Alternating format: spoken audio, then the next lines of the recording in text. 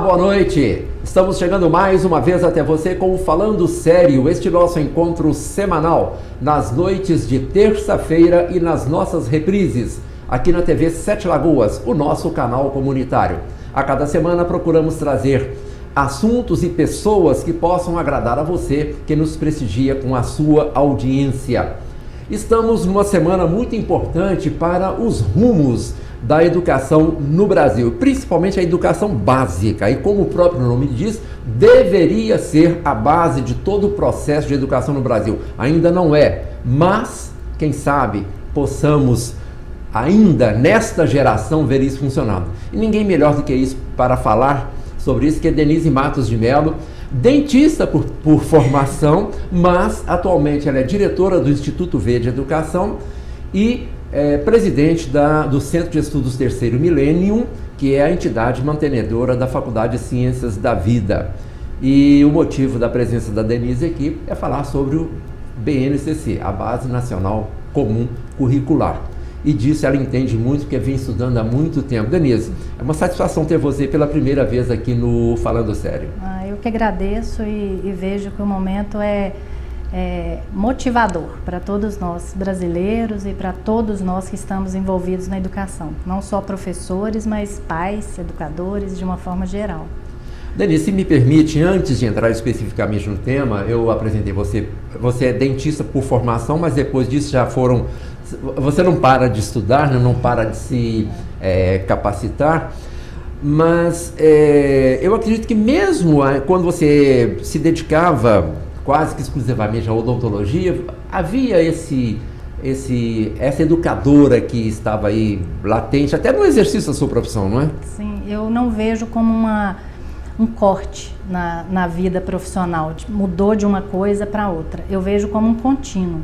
E a odontologia, ela me mostrou, através da odontopediatria, que a educação era muito mais importante do que a parte curativa. Ou seja, ela é necessária, a parte curativa, mas a parte de promoção à saúde, ou preventiva, ou educadora, é a que me despertou para essa área da educação. Então, eu, como odontopediatra, comecei a ver a importância de se educar. E todo o meu trabalho de educação começou com essa possibilidade de formar pessoas para serem autônomas, para cuidarem de si mesmas, né? Não só na odontologia, mas na vida, como projeto de vida mesmo. Bom, primeiro veio o Centro de Estudos Terceiro Milênio, que eram cursos técnicos, e depois a faculdade com curso na área de saúde. Hoje não mais, porque já está diversificando, né?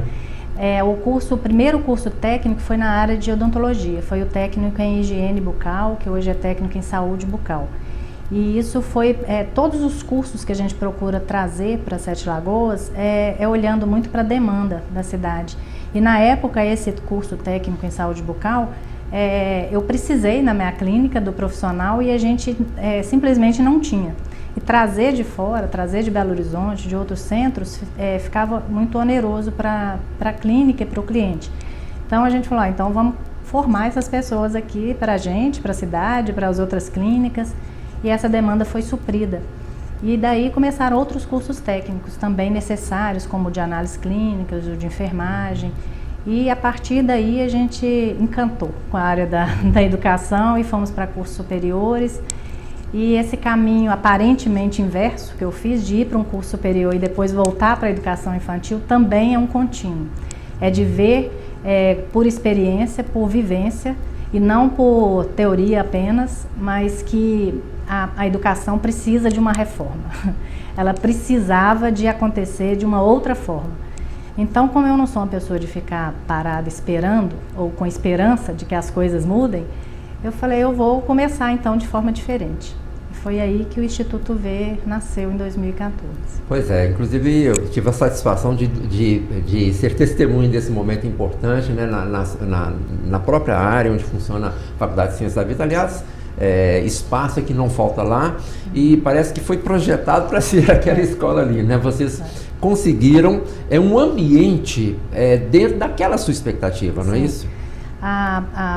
Os 30 mil metros que a gente tem lá de área e que são muito bem utilizados e aproveitados e têm sido muito bem utilizados, ele funciona, ele tem um educador permanente, que às vezes os professores saem, mudam, né, trocam, mas a natureza é um educador que eu tenho lá permanente. E assim, é impossível eu ir para outro lugar, ou a faculdade, ou a própria escola fundamental e infantil, se não houver esse educador que acompanha a gente, porque a natureza está lá e a gente precisa dela para dar qualidade à educação.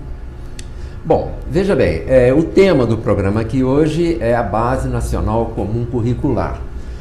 E que não é nenhuma novidade, porque ela está atrelada à Lei de Diretrizes e Bases da Educação Nacional, que é de 1996, ela tem 21 anos.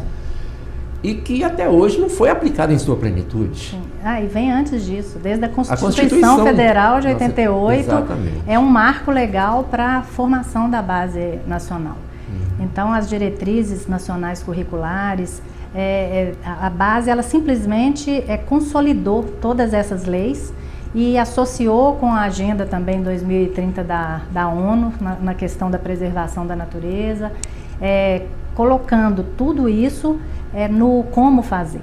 Então, assim, a base, a expectativa nossa enquanto brasileiro é de que essa base realmente mostre que você pode saber fazer, saber e saber fazer, na verdade, né? Então, não é simplesmente ficar lá como uma lei ou como uma legislação no papel, ou no livro, ou na teoria. Assim, tem lá o passo a passo de como que você deve aplicar isso nos seus currículos, na sua proposta pedagógica, e isso é segmentada aí, contextualizada para cada região, para cada instituição, para cada localidade. E isso é o que precisa de acontecer, né? Porque afinal de contas somos um país continental. Como é que você vai aplicar a mesma metodologia em Erechim, no Rio Grande do Sul, e em Chapuri, no Acre? São realidades totalmente distintas. Diferentes. E a própria fundamentação pedagógica, quando você vai olhar, ela é fruto de muito estudo, de muitos especialistas na área da educação para construir a base, e também de um olhar global, né? Porque quando você pensa numa formação humana, você não pode restringir só ao Brasil. Você tem que olhar assim, o que está acontecendo no mundo em termos de educação, em termos de qualidade em educação, e que a gente pode se espelhar e trazer para a nossa realidade. E assim, foi dessa forma que isso foi construído. Então isso é muito atual, né? E a gente tem a possibilidade de nos transformar enquanto brasileiros numa referência em educação de qualidade. Eu passei grande parte da minha vida dentro do ambiente escolar, seja no fundamental, no médio, no ensino superior, e sempre que apareciam novidades, invariavelmente vinham comentários. Esses são pessoas de gabinetes de ar-condicionado em Brasília que estão lá inventando coisas para colocar aqui. E não é assim. Você conhece bem essa realidade, sabe que esta lei, essa base que está aqui agora, é realmente uma coisa muito bem fundamentada, né? Sim. Ela não só bem fundamentada, como ela é possível de ser aplicada, né? E isso eu falo por experiência própria, experiência do dia a dia nosso e da prática, que é o que a gente faz hoje no Instituto V. Então não há que se falar que aquilo é muito bonito só no papel. Essa é uma fala de preguiçoso. É uma fala de preguiçoso. Acomodado.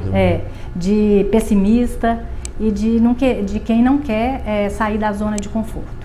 Então eu vejo que ela é possível sim, haja visto o que a gente já tem feito desde 2014 para cá, que esse dia D, né, que é o dia da discussão da base que está sendo aplicada no país inteiro. Aqui em Sete Lagoas a gente tem um prazo aqui até o dia 30 para discutir com os educadores, com os gestores, com os pedagogos das escolas, mas eu vejo que a discussão nossa, enquanto Instituto V, a gente está muito à frente do que se pretendem fazer, né? Porque a gente já está simplesmente elencando tudo que a gente já faz e colocando no que a base já está sendo orientada, das orientações da base. Ou seja, tudo que a gente faz já está dentro da base. Estão apenas sistematizando. Sim, agora, né? Exatamente. Denise, já há 7 anos que eu convivo no ambiente da Faculdade de Ciências da Vida pelo trabalho no Radar lá, né, o Momento Vida e Saúde,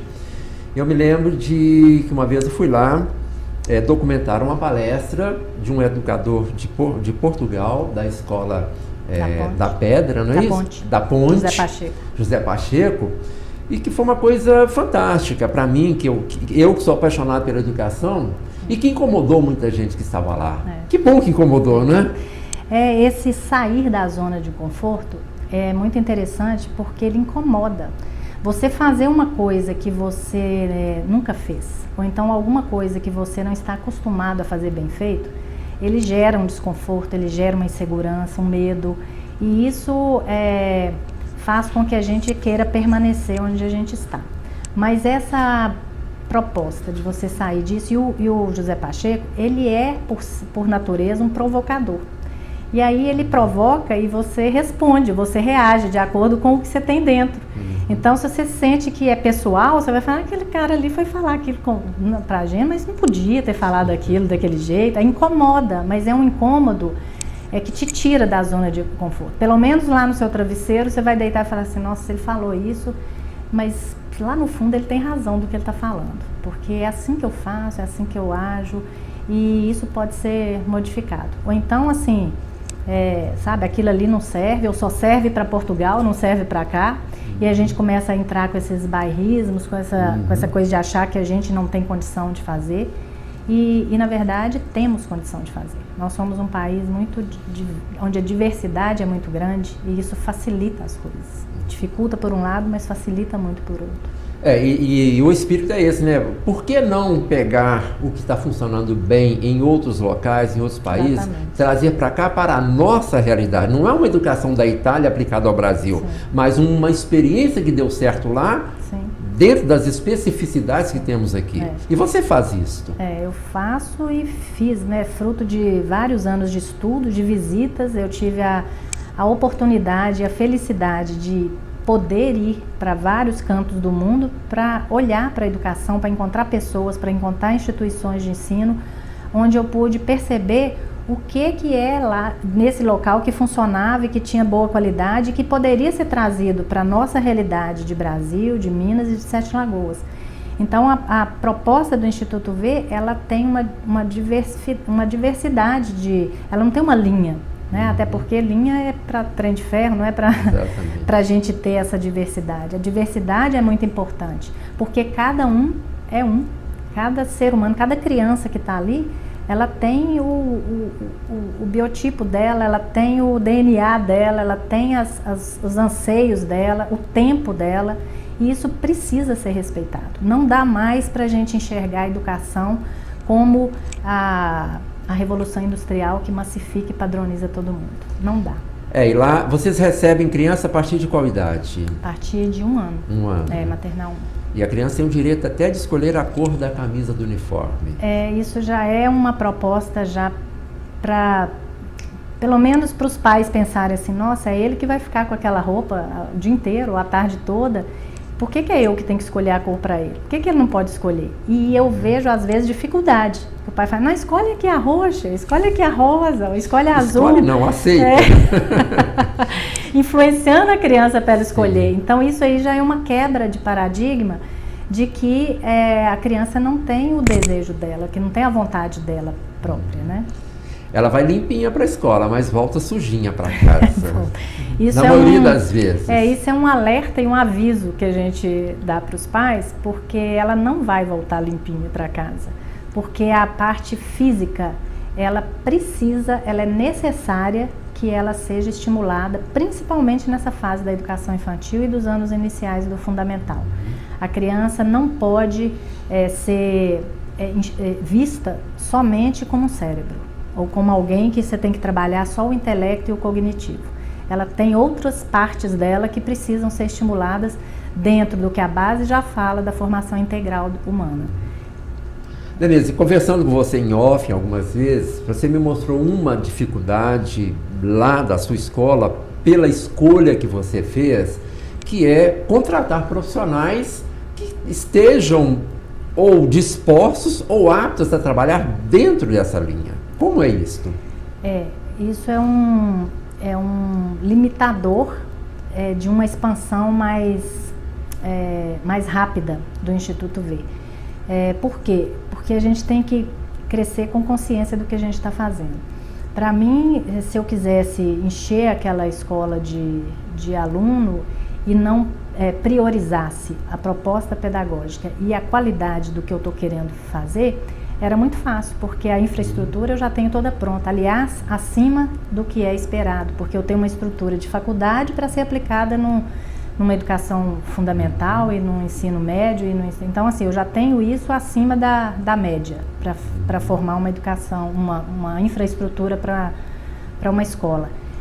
Mas o corpo docente, ele é essencial, ele faz parte, inclusive nas bases já fala disso, que o professor ele precisa de ser o protagonista dessa transformação da sociedade, assim como as instituições, como os gestores, todos nós, se não formos protagonistas, não funciona. E a ponta lá do contato mais direto com o estudante é do professor. Então, se ele não tiver isso dentro dele, ou essa vontade, ou esse conhecimento, porque não adianta ter só vontade e não estudar. Todo mundo tem que pegar e tem que estudar. Todo mundo que é educador tinha ao menos que já ter dado uma olhada nessa base nacional. Porque não tem que esperar isso, não tem que esperar esse dia D acontecer. Se eu estou numa área, eu tenho que ir atrás das coisas que estão acontecendo no mundo, no país, na minha cidade pelo menos, ou no que vai atingir a minha sala de aula. E às vezes a passividade, o comodismo e essa zona de conforto faz com que o educador só mude as datas do plano de aula dele e permaneça ano após, já está salvo. Né? Aí ele vai e muda a data e continua com a mesma coisa, do mesmo jeito. Ou então ele pega um livro que chega pronto para ele e começa, igual um papagaio, reproduzir aquilo dentro de uma sala. E a gente não pode querer um profissional desse.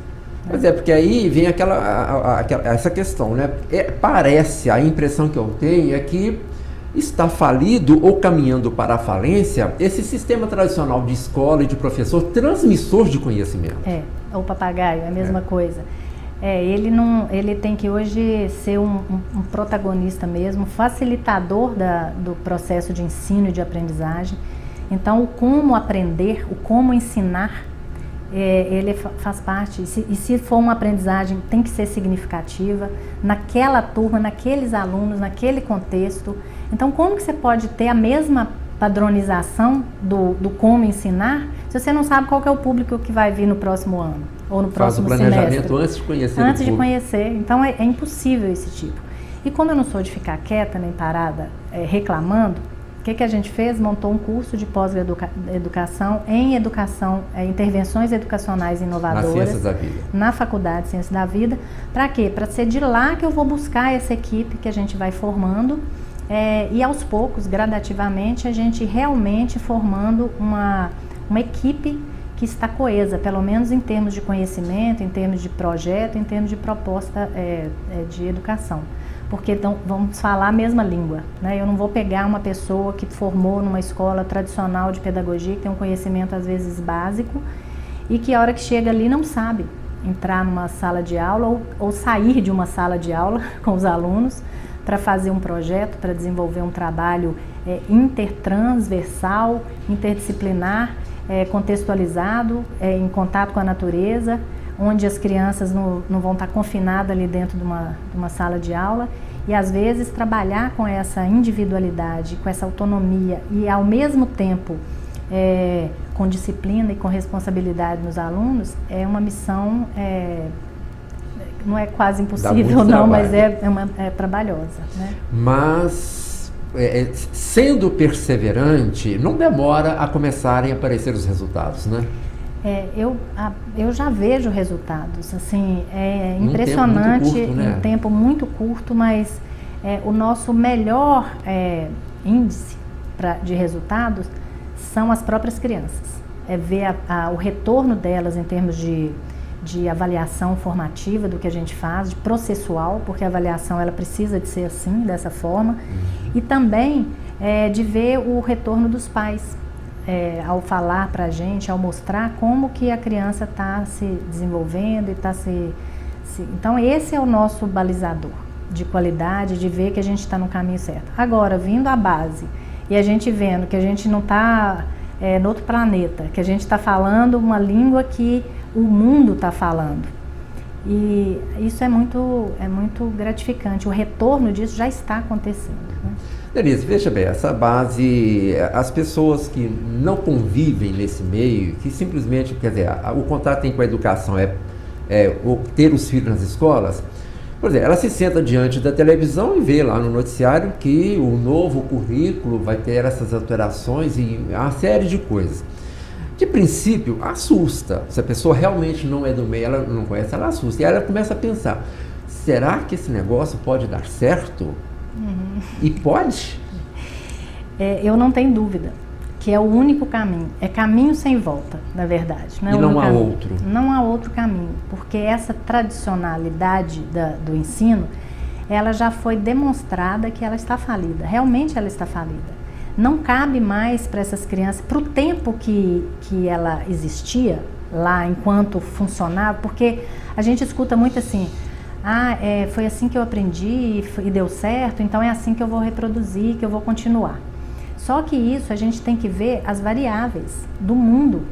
Hoje não dá mais para ter um professor transmissor com a tecnologia ao nosso alcance do jeito que está. Não combina mais, porque se eu pego meu celular aqui no meu colo e tem um professor transmitindo, eu acesso aquele conteúdo que ele está passando ali, eu vou estar com muito mais informação do que ele. Eu vou colocar ele em xeque se eu começar a questionar ele tudo que está ali, porque ele não tem o conhecimento total daquilo. Ele tem um conhecimento fragmentado.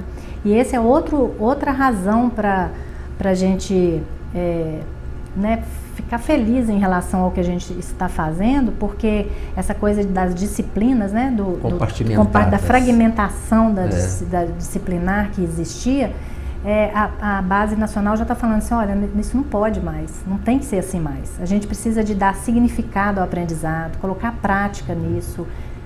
Aliás, na minha visão, havia eu vou usar a palavra descompasso na falta de outra, entre o currículo do ensino médio e o formato da prova do Enem.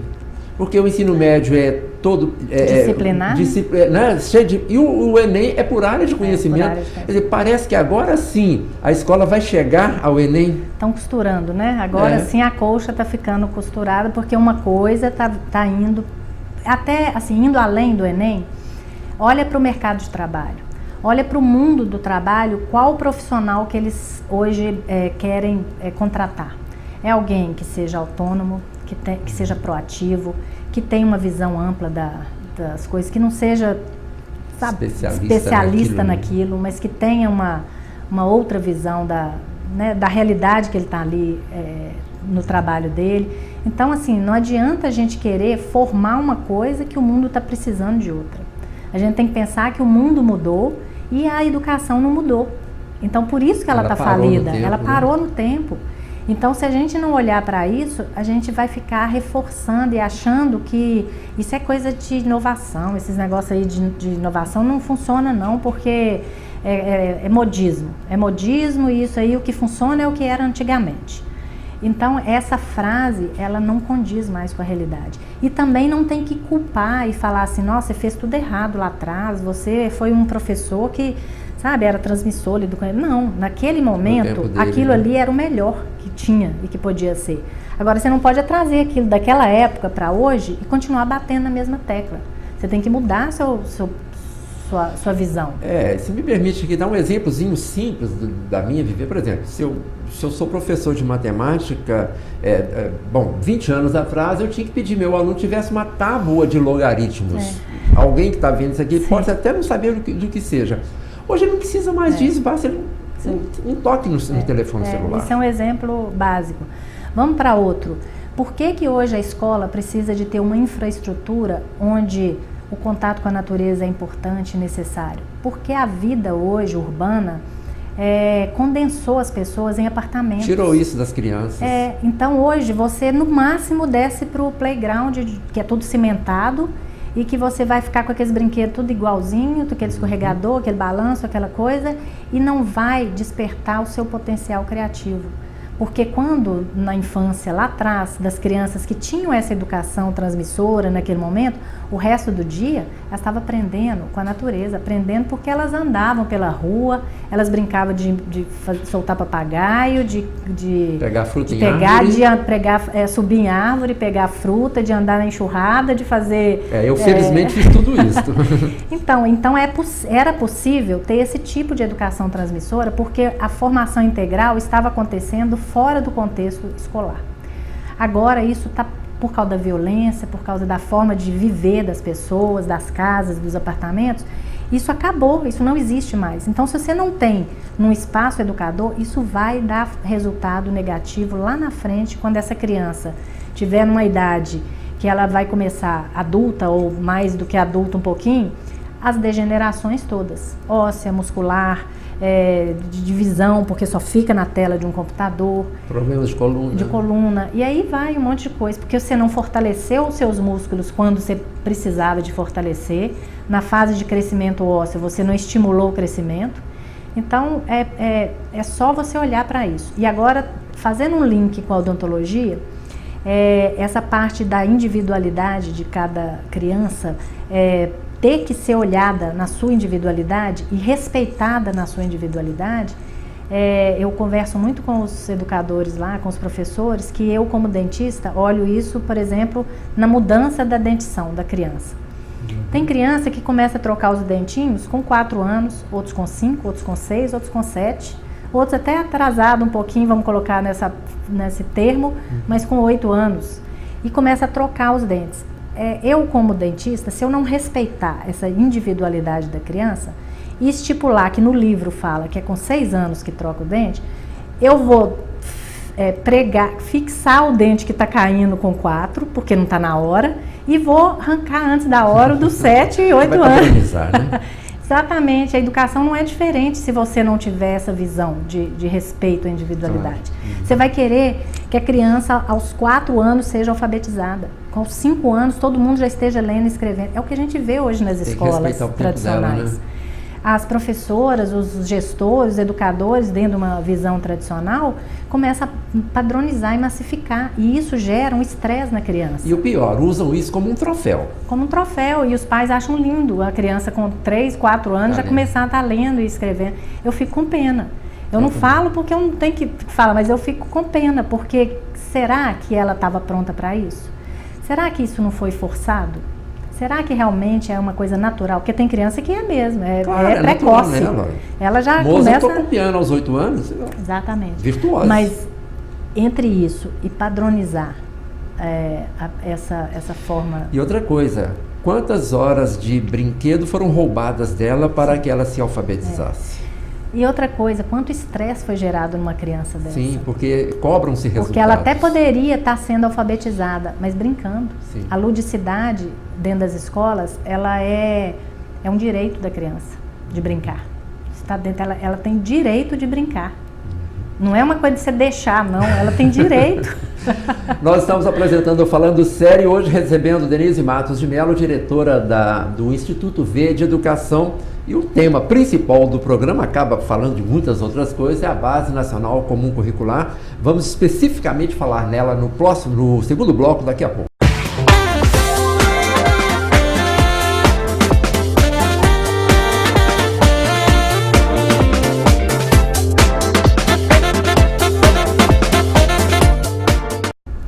Voltamos com Falando Sério. Hoje a nossa convidada Denise Matos de Mello é diretora do Instituto V de Educação e presidente da entidade mantenedora da Faculdade de Ciências da Vida.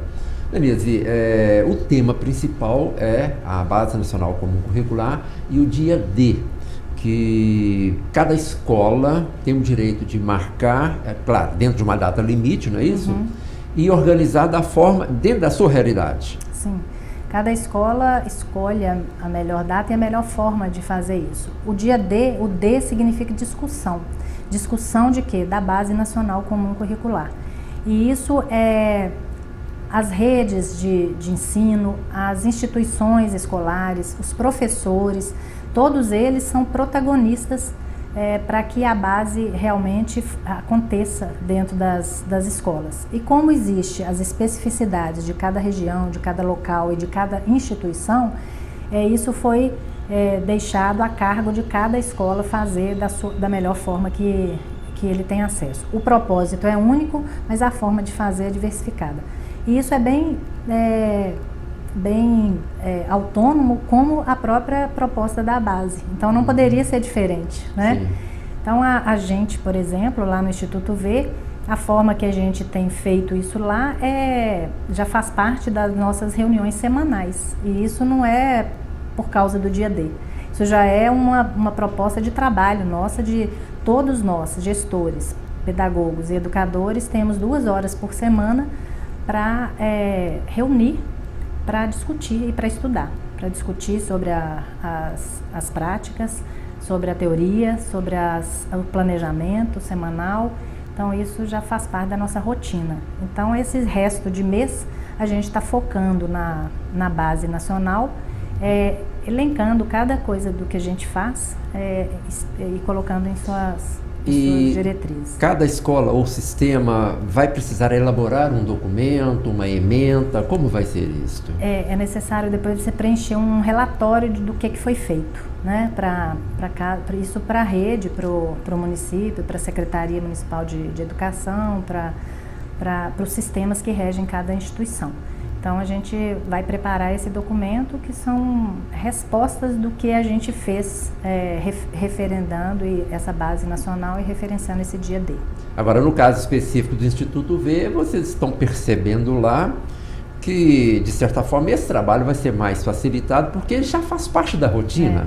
Não tem nada de novo, só veio formalizar ou consolidar um trabalho que a gente já desenvolve desde 2014. Então nós não teremos dificuldade de relatar isso e nem de implantar, porque já está implantado, né? Então para a gente vai ser muito tranquilo o trabalho que a gente está fazendo. Essa base nacional é uma referência. Obrigatória.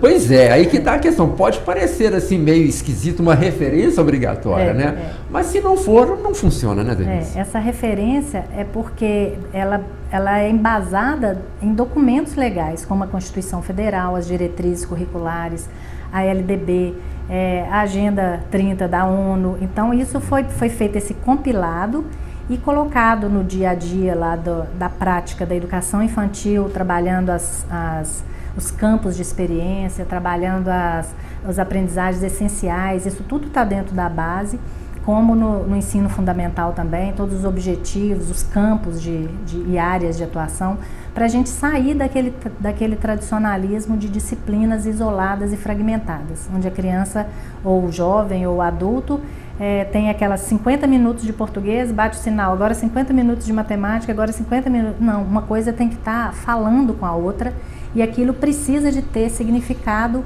para aquele contexto cultural, social e daquela turma, né? Agora, eu vejo uma coisa que pode ser, um fator que pode dificultar um pouco, por exemplo, vamos sair um pouco daqui e ir lá no ensino médio, por exemplo, que hoje está estruturada em física, química, matemática, biologia, essas coisas todas. E a proposta não é essa mais, né? Tem por áreas de ensino, interdisciplinaridade, transversalidade e tudo mais. Mas vamos lá, quem está na ponta é o professor. Uhum. Esse professor hoje, com raras exceções, não está preparado. Sim, não está. É necessário que haja um tempo para preparar esse professor. Mesmo no ensino, na escola infantil, você está fazendo isso. Mas quantos têm a oportunidade de fazer? Você consegue estimar um tempo para que isso esteja realmente funcionando, pelo menos próximo de uma aspiração? Não tenho tempo não, porque existem nuances, existem intercorrências aí em várias esferas. Por exemplo, na esfera pública, os professores estão lutando por direitos dele de ter as horas complementares lá para eles terem tempo para poder fazer esse estudo ou determinados estudos. E esse tempo pago? Pago, exatamente, porque é necessário ter isso. Então é um direito já adquirido, isso já está legal, mas ainda não está efetivado. Então existe, principalmente na rede pública e na rede privada existe também uma vontade política, uma vontade de um gestor de que as coisas realmente aconteçam. No meu caso, eu sou à vontade, eu sou à vontade da minha instituição. Então, o que me move é justamente isso. Então, assim, essas 2 horas semanais que cada professor meu recebe extra da carga horária que ele tem, já é pensando nisso, já é que ele precisa de estar ali em conjunto, em equipe, planejando em comum, porque as crianças hoje, a própria base hoje já fala isso e a gente já fazia isso, que é trabalhar por grupos de faixa etária. Então nós temos grupos de faixa etária dos bem pequenininhos, que é de 1 ano até 1 ano e 6 meses. Tem o grupo de faixa etária que vai de 1 ano e 7 meses até os 3 anos e 11 meses, que é o pequenas crianças, o grupo 2. E tem o outro que é dos 3 anos e dos 4 anos aí até os 5 e 11 meses. Então a gente já está fazendo isso lá. Só que um grupo precisa conversar com o outro, porque senão fica só esses grupinhos também, trabalha-se a interdisciplinaridade, mas não trabalha a transversalidade. E aí a gente lá, o que a gente faz? A gente faz a transversalidade até buscando o ensino fundamental para junto. Hoje todo mundo lá tem projetos que move ao mesmo tempo a escola inteira. E cada um trabalhando seu conteúdo, seu contexto. Então eu tenho na parte diversificada a educação alimentar. Por quê? Porque eu tenho um curso de nutrição na faculdade. Isso é extremamente importante para aquele contexto nosso. Hoje a gente vê a obesidade ou a má alimentação das crianças. A criança não leva a merenda de casa. Não, lá eles não levam a merenda de casa. É feito balanceado, é feito uma alimentação saudável para a criança e ela aprende a comer. Ela planta a horta, ela faz compostagem, ela aprende a cuidar daquele alimento que ela vai comer também. Então isso é um ciclo completo. E aí ela vai vendo outras coisas. E aí depois os pais é que sofrem de ter que implantar uma alimentação bem saudável em casa. É o dever de casa dos pais, né? Denise, veja, agora avançando um pouco lá no ensino fundamental e no médio. Esse sistema que temos hoje de compartimentos, de classes, né? A oitava A, nem a oitava mais, o nono A, o nono B, que vai do A ao Z em cada turma. Como vai ser possível harmonizar isso aí? Você consegue prever como isso pode ser feito? Eu vejo isso a partir do momento que as pessoas internalizarem que existe áreas de conhecimento e não disciplinas, né? E nem apenas conteúdo teórico para ser dado. Se houver uma contextualização que pode ser de escola, de bairro, de família, a ideia, o que eu penso é da gente ter isso, e não adianta eu fazer isso e virar uma bolha lá dentro da minha instituição. Eu tenho que abrir isso para a cidade, eu tenho que abrir isso para o mundo. Então, se a gente começar a abrir a mente da gente, principalmente educadores e famílias, para que a cidade possa ser uma cidade educadora, isso é um conceito lá de trás de cidade educadora, o Pacheco fala nisso, que já vem lá de trás também, a gente consegue prever esse tipo de educação contextualizada e não por conteúdo disciplinar. Ou seja, o português que você está estudando ali, ele pode ser aplicado na parte diversificada, que é uma receita na nutrição. A matemática ou um teorema pode da ser, matemática. Exatamente. Fazer análise sintática do teorema da matemática. Exatamente. Eu tentei fazer isso 20 anos atrás, não consegui. Você deve ter sido taxado de louco. Sofri tudo que você possa imaginar. Pois é, então assim, só que agora não dá mais para não olhar para isso.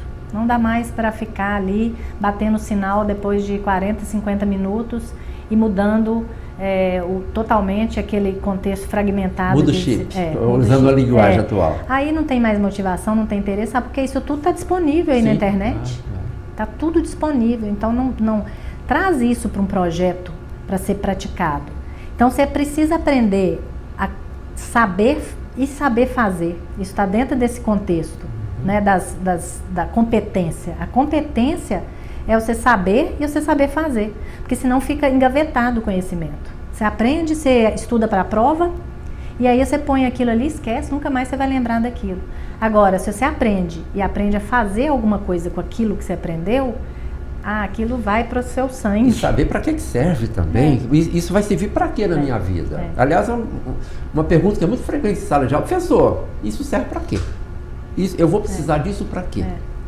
E geralmente o professor não tem uma resposta que realmente satisfaça o aluno. É porque o plano dele, às vezes, está só olhando o conteúdo teórico, só o conteúdo teórico, e não está olhando a aplicação prática disso. E isso a gente já tem feito essas mudanças na faculdade também, né?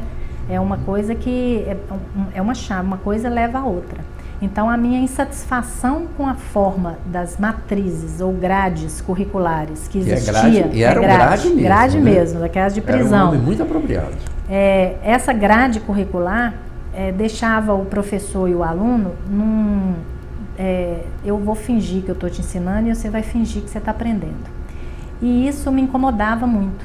E eu tinha duas opções. Ou eu saía dessa área, ia mexer com outra coisa, vou criar galinha, ou então vou começar de outra forma para que a hora que essas crianças chegarem lá na faculdade, elas sejam diferentes do que a gente tem visto lá.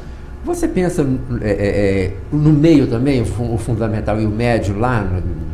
Penso e é uma extensão, porque é tudo assim, às vezes é difícil da gente visualizar essa mudança quando a coisa já está muito compartimentada. Mas uma coisa é contínua. Uma criança que já começa a fazer mudanças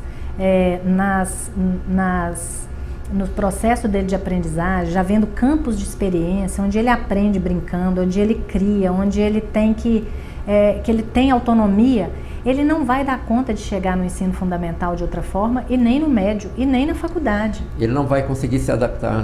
Então, talvez não seja uma coisa que vai ser implantada de forma massificada, mas vão ser pontuais. Talvez em algumas escolas isso já comece, em algumas instituições, algumas redes públicas, porque já tem redes públicas que trabalham com uma proposta diferenciada, mesmo sendo uma rede e mesmo sendo pública. Então, assim, no meu otimismo e diante da situação que a gente está vivendo hoje de país, em termos decepcionantes, políticos, descrença total, econômicos e tudo, tem uma luzinha ali no fim do túnel, para o lado da educação. Porque essa base nacional, não vou falar que ela é a salvação e ela é a tábua da salvação, não, mas ela é uma possibilidade de transformação de uma sociedade, ela é uma possibilidade. E essa transformação, ela passa para uma sociedade mais justa, é o que fala lá, mais humana e preservando a natureza. Esses pontos aí, eles fecham um diagnóstico ou um olhar para uma transformação social. E depende muito desses protagonistas que eu falei, que são as instituições, que são as redes públicas e que são os professores. Essa formação continuada de professor, ela é necessária, ela tem que ser obrigatória, ela tem que estar dentro desse caminho. E isso é um caminho para se seguir. Então, na rede pública, precisa de ter essa valorização, sim, do professor, estímulo e motivação e financiamento, às vezes, para que ele possa fazer isso. Mas hoje a desmotivação está tão grande que mesmo você oferecendo de graça, às vezes, para o professor uma formação continuada, ele não quer. Às vezes nem acredita. Então, por causa dessa descrença. E aí vamos reforçar esse ponto, né, Denise? A escola que hoje está formando professores vai ter que se reinventar para ela dar conta de colocar no mercado profissionais que sejam minimamente capacitados para essa nova realidade. Então, quando a base passa a ser um documento oficial, homologado e legal, ela passa a ser um objeto de estudo dentro das universidades, dentro dos cursos de pedagogia, dentro das instituições de ensino. E isso já é um movimento. Porque se você apenas pega lá na hora de você estudar o histórico da educação, a história, ou as teorias, ou as tendências, as teorias lá da educação, você vai pegar as bases, os marcos legais. Quais são? É a Constituição Federal de 88 que fala do direito de aprendizagem, que é um direito de todo mundo e um dever do Estado, não sei o quê. Aí você pega a LDB, você pega todas as referências lá. As diretrizes para você montar seus currículos e seus planos pedagógicos. Fica ali na teoria. Agora, quando você pega a base e vai olhar para ela estudar, ela está lá mostrando detalhadamente cada setor ou cada item, desde a educação infantil e daqui a pouco até o ensino médio, que ainda falta, saiu do ensino médio, mas já está tudo lá muito mastigado e muito detalhado. Então isso já vai fazer parte de um conteúdo a ser estudado, e isso já provoca uma mudança. Ela não vai ser tão rápida, por exemplo, tem o dia D, todo mundo faz o dia D, faz o relatório, pronto, a semana, depois do dia 30 de abril, põe a sua via na dia gaveta. 2 de maio já mudou tudo. Não vai, não tem essa ilusão nem essa pretensão. Ainda dentro disso aqui, Denise, eu, durante esse tempo todo que eu trabalhei na educação, eu costumava dizer o seguinte, que a minha visão era a seguinte, que a faculdade que formava professores ensinava conteúdo, não ensinava a ser professor. Quer dizer, você se tornava professor na prática. Era uma visão, realmente, foi o que aconteceu comigo. Eu aprendi conteúdo na faculdade. Sim. E muitas vezes não o suficiente, um pouco fora da realidade do meu dia a dia na sala de aula. Quer dizer, essas coisas precisam ser discutidas e sistematizadas, não é? E outra coisa, precisa, e não só na docência, né? Se você for olhar isso, nas engenharias, sim, na área de saúde, olha o risco de você fazer conteudista, uma escola conteudista, e na hora, na prática, que você vai lá com o paciente, que você vai estar fazendo uma intervenção lá para ver se aquilo ali vai dar certo, aquela teoria. Então, hoje, trazer a prática associada ali à teoria é uma condição existencial para a educação. E a Faculdade de Ciências da Vida faz isso em todos os cursos? Em todos os cursos. Isso já é nossa proposta desde o curso técnico. Sempre associando a teoria à prática, contextualizando a educação de acordo com aquela cultura, com aqueles alunos, com aquela proposta, os estágios, os campos de estágio, a gente vê por que a gente saiu um pouco da área da saúde e fomos para a área da administração, das ciências contábeis, das engenharias, porque nós mudamos o campus. É só por isso, nós mudamos o campus para um local que a gente hoje está num distrito industrial. Se eu não olhar para isso e ver que existe aquela demanda ali de pessoas que saem do trabalho e que vão direto para a faculdade, que precisam de se aperfeiçoar, que já estão inseridos naquele mercado, eu vou estar tapando os olhos para uma realidade. Então, é por isso que a gente saiu. É por ver o potencial da cidade, é por ver que a cidade está crescendo e com a oportunidade de captar várias indústrias, várias empresas para cá. Então, é necessário que tenha esse profissional. Então, a gente não desviou nosso foco, a gente simplesmente olhou para o que está acontecendo.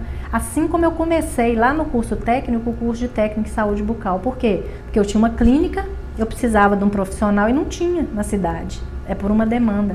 Então, a gente tem que olhar em volta, em torno da gente. E a escola precisa ser dinâmica nesse aspecto, né? Porque ela, de repente, ela não vai passar a vida inteira oferecendo aqueles mesmos cursos. Ou que seja aquele curso, mas com um currículo diferenciado, com outro formato, não é? Os cursos de pedagogia precisarão passar por uma reforma completa, intensa. Total.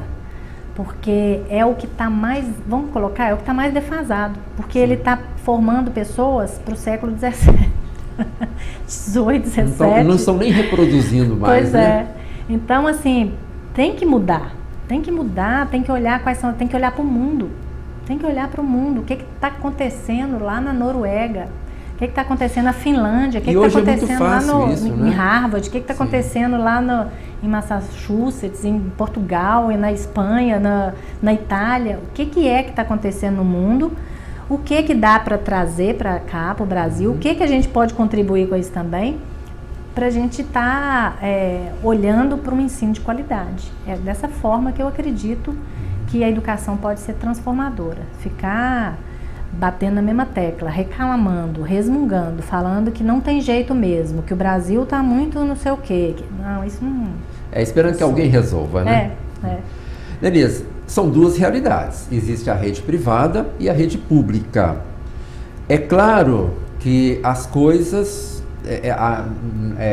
nessa visão que temos hoje, A expectativa é que seja mais difícil implantar tudo isso na rede privada pela forma como ela é organizada.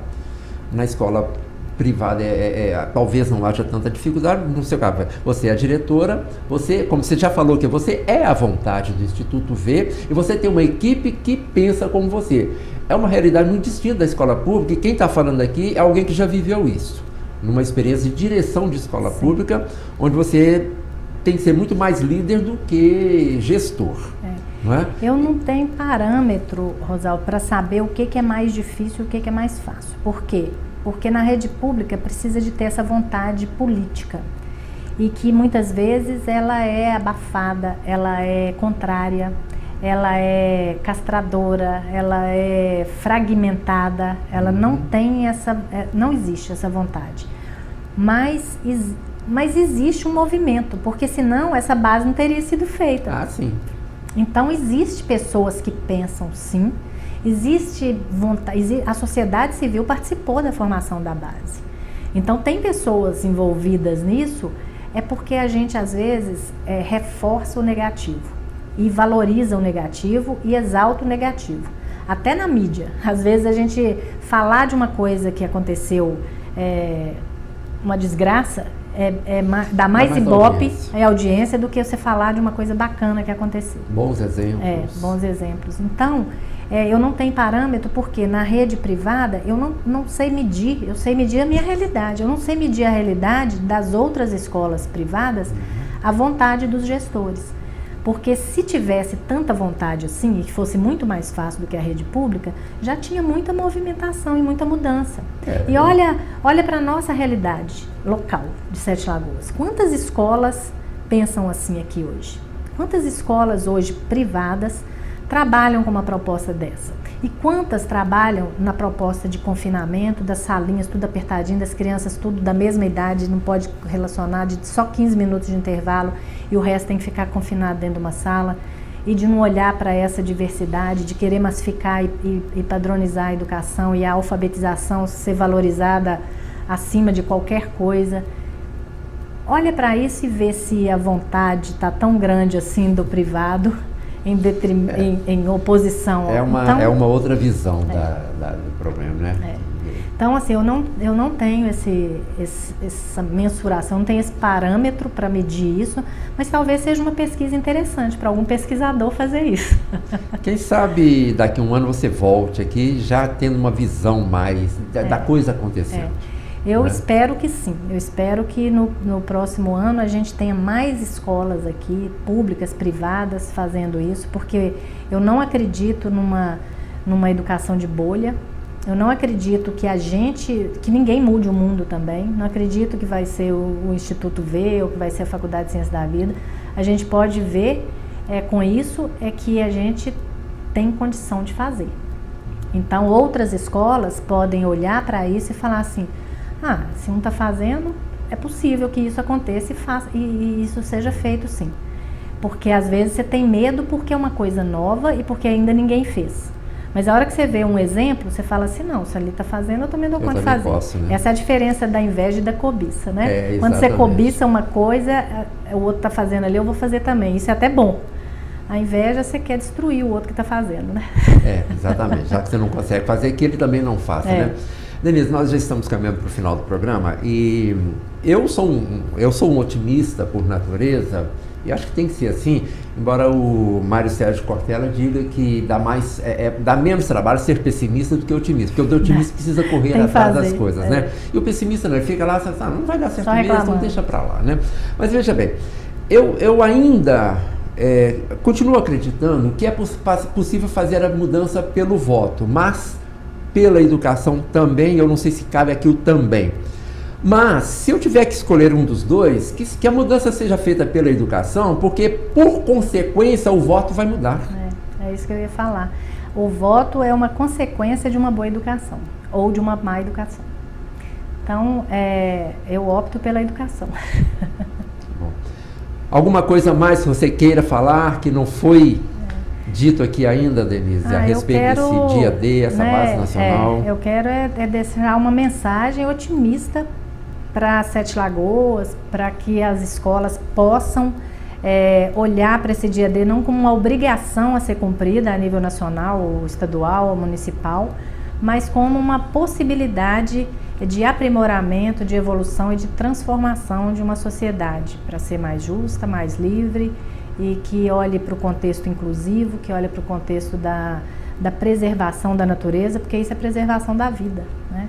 Então, que a gente possa trabalhar de forma a valorizar essa formação integral, a formar em valores humanos, formar em atitudes e ações, porque com isso a gente vai diminuir violência, a gente vai diminuir o índice de criminalidade, se isso for de uma forma abrangente. Eu acredito, eu posso não ver isso ainda em vida, mas que eu acredito que isso vai chegar, por questão de sobrevivência vai. Sejamos diferentes dos políticos que pensam na próxima eleição e pensemos na próxima geração. Sim, exatamente. Não é? Denise, então eu já vou deixar aqui o convite para, no momento que você achar conveniente, que seja um momento certo, você voltar aqui para falar disso já com plantado e começando a brotar lá. Eu agradeço muito e espero que seja breve meu retorno aqui. Eu também espero que sim. Denise Matos de Mello, diretora do Instituto Verde Educação, foi a nossa convidada de hoje no Falando Sério, falando dessa novidade que está aí, o Dia D e a Base Nacional Comum Curricular. O Falando Sério volta na próxima semana. Até lá.